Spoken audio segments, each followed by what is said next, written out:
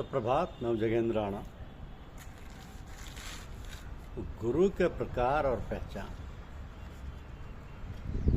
गुरु के प्रकार और पहचान, यह आज की हमारी आध्यात्मिक चर्चा का विषय। माता, पिता, आचार्य और सतगुरु।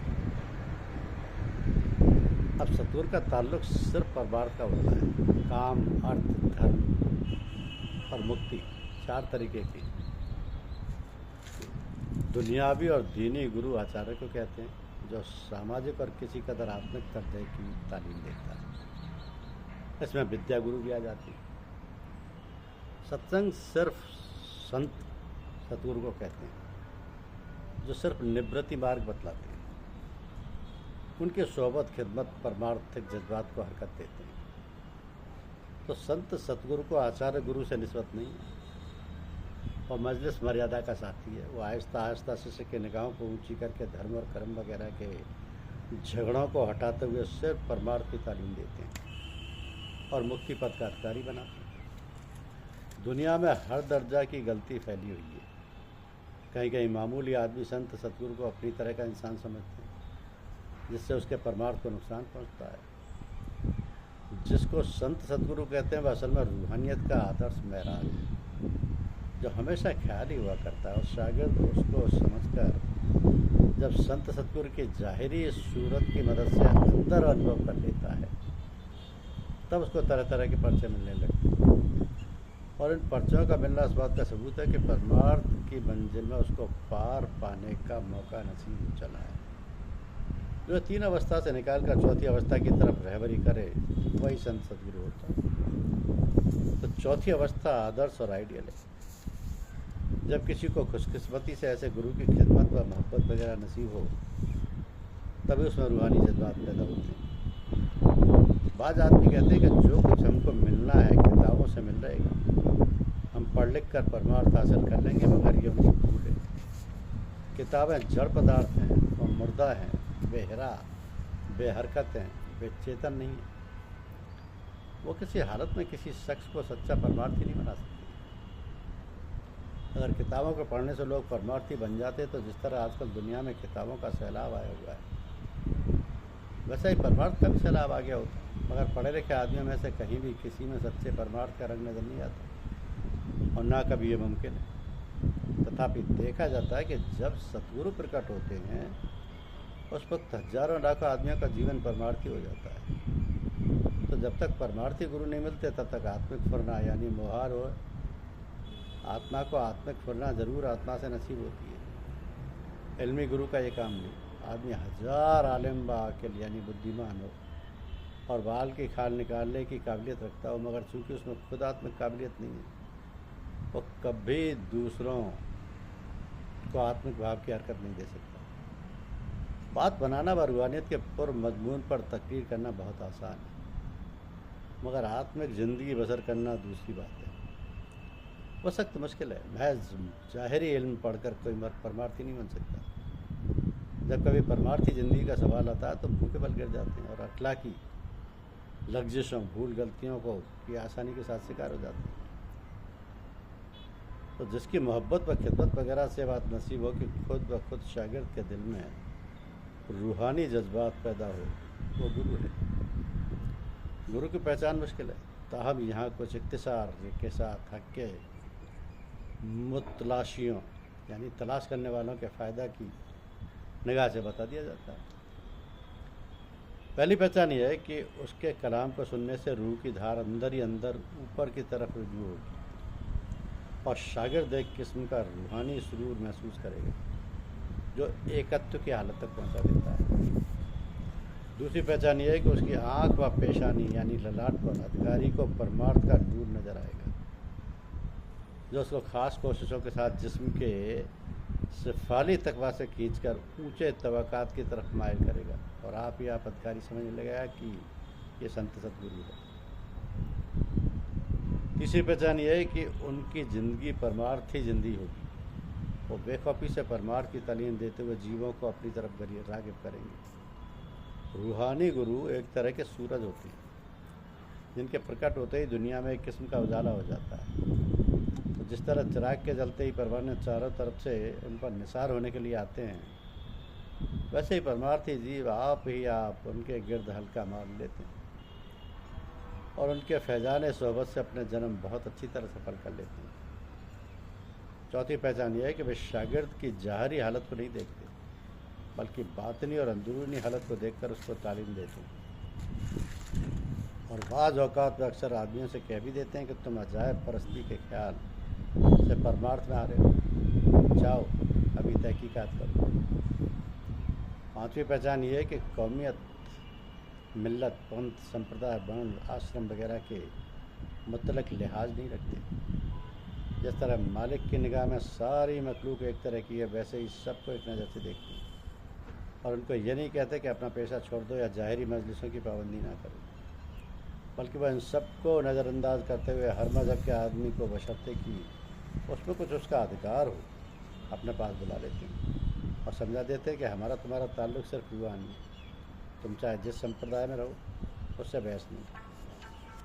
छठी पहचान ये है कि वह अक्सर महज अपनी आत्मशक्ति की ताकत से शागिर्द को दूर फासले पर रहकर भी तालीम देती, महज जवान ही से काम नहीं लेती। सातवीं पहचान यह है कि उनके दरबार में बसा औकात सवाल करने की ज़रूरत नहीं रहती, वो आप अंतर्यामी लोगों के एतराज़ को मौत के साथ समझकर तसल्ली देते हैं।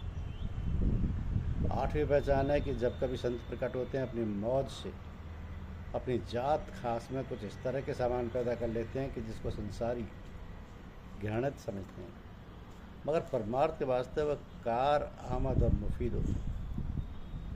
इसका सबब यह है कि संतों के ज़हूर की शोहरत सुनकर अक्सर संसारी जीव महज अजायब परस्ती के ख्याल से वहाँ आकर परमार्थियों को तो उनकी तरफ से खींच लेते हैं, क्योंकि उनकी निगाह सच्चाई और असल की तरफ होती है। मगर जाहिर में दुनिया के सब कुत्ते उनको देखकर उनकी तरफ रुझू नहीं होते। सत्संग में जाकर परमार्थियों का नुकसान नहीं कर सकते। यह हरकत संतों के दरबार की चौकीदारी करती है। नई पहचान ये है कि संतों के जाहिर होते ही परमार्थ का सैलाब आ जाता है। शौक आदमी सच्चे परमार्थी बन जाते हैं। तो जो परमार्थी के लिए अपना सब कुछ कुर्बान कर देते हैं और उस मुअज्जम यानी श्रेष्ठ बुजुर्ग को देखकर संसारी हैरान रह जाते हैं। उनकी आत्मा जिंदगी जो बेखौफी और बेगर्जी का नमूना होती है, दिलों पर अपना सिक्का बिठा लेती है और बर्बाद की अशाफत इस जोर शोर के साथ होती है कि जिसका हलवा हिसाब नहीं। 10वीं पहचान ये है कि जब कभी संत सतगुरु प्रकट होते हैं, वो सिर्फ सूरत सब योग की तालीम देते हैं और मज़हब की ज़ाहिरी व रस्मी बंदिशों को छोड़कर साफ साफ लफ्ज़ों में बता देते हैं कि मालिक के सिवाय, मालिक को सिवा अपने घट और कहीं तलाश मत करो। तुम्हारा घट ही असली मंदिर है और उसी में मालिक का दर्शन होगा। संतों का तरीका चूँकि आला आज़ादी का तरीका, इसलिए वो सिर्फ आज़ादी की तालीम देते हैं और बस। 11वीं पहचान ये है कि वह बेवक्त अंतर में अपने शागिर्दों की संभाल करते हैं। हाजिर व गायब सबको उनसे मदद मिलती है। तो ये चंद पहचान की सूरतें हैं जो कुल्ली व कतई नहीं की जा सकती। अगर इनमें से शागिर्द के दिल में कोई बात नहीं रचती हो तो फिर वहाँ संतमत की तालीम है कि कभी भी गुरु को यूं ही महज दिखावे के ख्याल से कबूल ना करो, वरना नुकसान का खौफ रहेगा। फिर उनके सिवा है और अगर कोई शख्स उनका इम्तिहान करना चाहे तो उसकी सख्त गलती होगी और वह नाहक अपना एकाज़ करेगा। तो गुरु का ज़ाहिरी स्वरूप शीशे के अंदर बातनी स्वरूप का साक्षात्कार करने वाला है। उसके दर्श पर्श वगैरह से सच्चाई के पूरे दर्शन करने का मौका मिलता है। अगर यह ना हो तो उसकी प्राप्ति मुहाल होती है, इसलिए उसकी इज्जत की जाती है और उसका सहारा लेकर अपने अंदर हक़ुल यकीन का दर्जा हासिल कर लिया जाता है। तो जब तक ये गुरु नहीं मिलते, परमार्थ की कमाई मुश्किल हो जाती है। जब ऐसे गुरु प्राप्त हो जाए तो नफ्स अम्मार है, यानी पाप की ओर प्रवृत्त करने वाला आप परास्त हो जाता है, क्योंकि उनकी चुंबकीय कुव्वत उस पर गालिब आने के लिए मददगार होती है, जो विषय भोग से खाती है। उसको अपना तन मन धन सुपुर्द करो ताकि वह तुमको अच्छी तरह बनाए और तुम तसब्बुर से गुजस्म परमार्थी बन जाओ। बाहर गुरु का दर्शन करो, अंतर में गुरु का साक्षात्कार करो, अपने आप को प्रकाश स्वरूप बनाओ। क्यों टटोल टटोल परमार्थ की राह में चलते हो? इससे फ़ायदा क्या हुआ? भेदी को क्यों साथ नहीं लेते कि रास्ता आसानी से कट जाए? गुरु का आदर्श रूहानी और ख्याली है। ये कभी नहीं समझना चाहिए कि मर्दुम परस्ती की तालीम दी जा रही है। गुरु इंसान को कभी नहीं कहते। जो ये कहते हैं कि मुर्शिद परस्ती मर्दुम परस्ती व नादान और अगर बिन गरज महाल परस्ती से भी बुरा है। इंसान फिर भी चेतन है, मगर सच्ची बात यह है कि गुरु इंसान का नाम नहीं है। ना गुरु कोई इंसान हो सकता है, वो कोई और चीज़ है। वो आदर्श है जिसके आधार पर परमार्थ की सच्ची कमाई होती है। सत्य के संग का नाम सत्संग है। सत्य है नाम मालिक का, और वह वहाँ रहता है जहाँ संत सतगुरु विराजमान होते हैं और जहाँ सच्चे मालिक के भक्तों का मजमा रहता है। ऐसा क्यों है? क्योंकि वहाँ जहाँ जिस ख्याल में, जिस भेदी में और जिस जज्बात के लोग रहते हैं, वहाँ इन सब की मुजस्सिद सूरतें और अमली शक्लें नज़र आती हैं। तो वहम का इम्कान, यानी मदरसों और कॉलेजों में दवा का इम्कान, शफाखानों में दवा खानों और अस्पतालों में। गर्मी का इम्कान वहाँ है जहाँ आतिशी कड़े और लकड़ियों का अंबार जल रहा है। तो तरावट का इम्कान वहाँ है जहाँ पानी की बूंदों का जखीरा रहता है। पानी की बूंद इकट्ठी होकर समुद्र बनाती है। तो रेत का जर्रा मिलकर रेगिस्तान बनाते। फल और फूल के दरख्तों के मजमूए और हरी भरी क्यारियों की कसरत में बाग नजर आता है। गर्मी के परमाणु एक दूसरे से गुथकर अग्नि की शक्ल व सूरत की जमारत कराती हैं।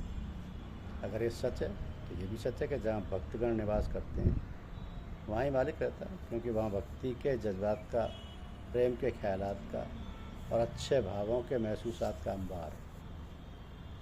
तो भक्ति के जज्बात, प्रेम के ख्यालात और अच्छी भावना के महसूसात की मजमूई सूरत सचमुच मालिक की सूरत है। मालिक प्रेम सहित है।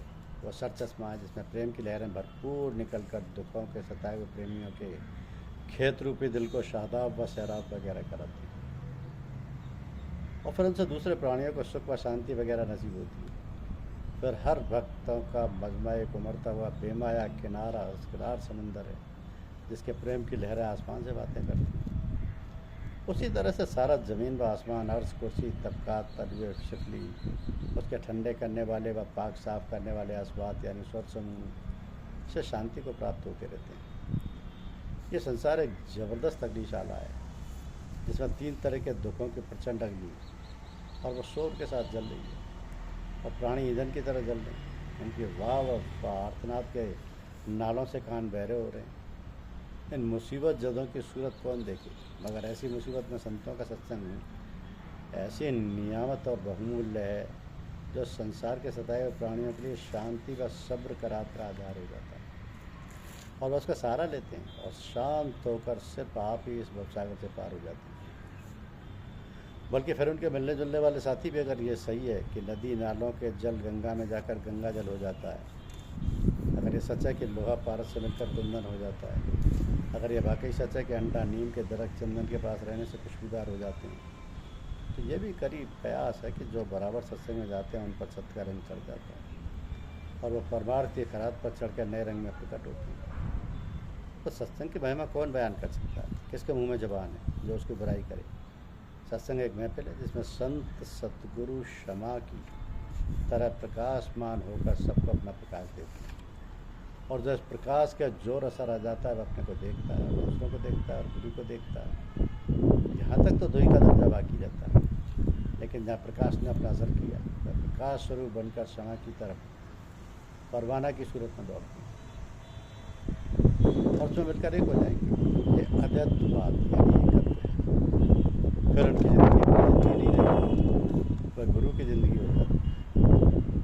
वह नफसानियत से आज़ाद हो जाते हैं और मालिक आप उनके दिल और दिमाग वगैरह में जगह कबूल करता है। यह फनाफिल शेख और फनाफिल्ला का दर्जा है। पारस के छू जाने से लोहा सुहाना आ जाता है, उसकी कदर व कीमत बढ़ जाती है, मगर वह धातु का धातु बना रहता है और फिर भी पारस नहीं होता। अगर सत्संग की महिमा कोई क्या करे, जैसे सत्संग किया वो सत हो गया, उसके हिस्सों में हमेशा की ज़िंदगी आ गई। दुनिया में हमदर्द इंसान देखे जाते हैं जो बहुत तदबीरों से दुखों का इलाज बनाते हैं, मगर कोई ऐसा नज़र नहीं आता कि हर तरह से लोगों के दुखों को खुद ले ले और उनको अपना जैसा बना ले। तो ये महिमा सिर्फ सत्संग और सादा संग वगैरह की है। सत्संग में काल और माया वगैरह की अमलदारी नहीं रहती और इंसान इसमें जाकर आपे को बुला देता है। तो खरबूजा को देखकर खरबूजा रंग बदलता है। रूहानियत का फव्वारा जारी है, जो आया उसमें प्रेम की बूंद छिड़क दिया गया और वह प्रेम की मूरत बन गया। तो रूहानी नुक्ता निगाह से अगर तुम काल और माया के असली मुराद को नहीं समझते तो जाहिरी तौर पर ही इसका अर्थ बताया जा सकता है। काल कहते हैं वक्त को, माया कहते हैं संसार और संसारी पदार्थों की वासना को, और तरफ फुकरात वगैरह को। तो सत्संग वगैरह में आया, श्रद्धा और भक्ति भाव वगैरह लेकर आया, जितना वचन सुनता है शब्द के पूरा सर मजबून में महव हो जाता है, उसको खबर ही नहीं रहती कि वक्त क्या है और कैसे गुजर गया। और जब तक वह सत्संग में है उसके बाद दुनिया की फिक्र भूल कर भी नहीं आती, क्योंकि जहाँ प्रेम है वह खास किस्म का सुरूर और महवियत वगैरह की हालत तारा होती है। तो हम सच्चे दिल से तुमको दावत देते हैं कि संतों के सत्संग में जाओ और वहाँ की तंदुरुस्ती, ताजगी और हवा तुमको रूहानी तौर पर खुद ब खुद तंदुरुस्त और ताज़ा दम वगैरह बनाती है और तुम देखते देखते वाक लाख होते जाओगे। सावधान होकर बहुत चित्त वगैरह से रोज़ रोज़ वचन सुनते सुनाते तुमको बआसानी मन और इंद्रियों को रोकने की ताकत आती जाएगी और नेक ख्यालात के अमृत की धार कर उनको नित्यपान करते हुए तुम सच्चे मासूम शपथ होते। और जिस यम व नियम वगैरह की नादान दुनिया डींगे मारती है उसमें कोई यम नियम वगैरह वाला नज़र नहीं आता। वो यहाँ तुमको बतौर जात के मिलेगा। सत्संग में जाकर गुरु और सादा यानी गुरु और साधक वगैरह की सेवा करो, मन वचन कर्म से शुद्ध हो जाओ। कैसी आसानी से हम आप ही बगैर किसी भारी सख्त साधन में नियम वगैरह के बनते जा रहे हैं। जिस बात के लिए जगह फिजूल मेहनत करते हो फिर भी नतीजा काबिल इत्मीनान नहीं होता, वो सत्संग में बतौर जात के पक्की हो जाती है। नादान इसको नहीं समझते। मूर्ख जन को मरम न जाने, सत्संग में अमृत वर्ते। धन्यवाद।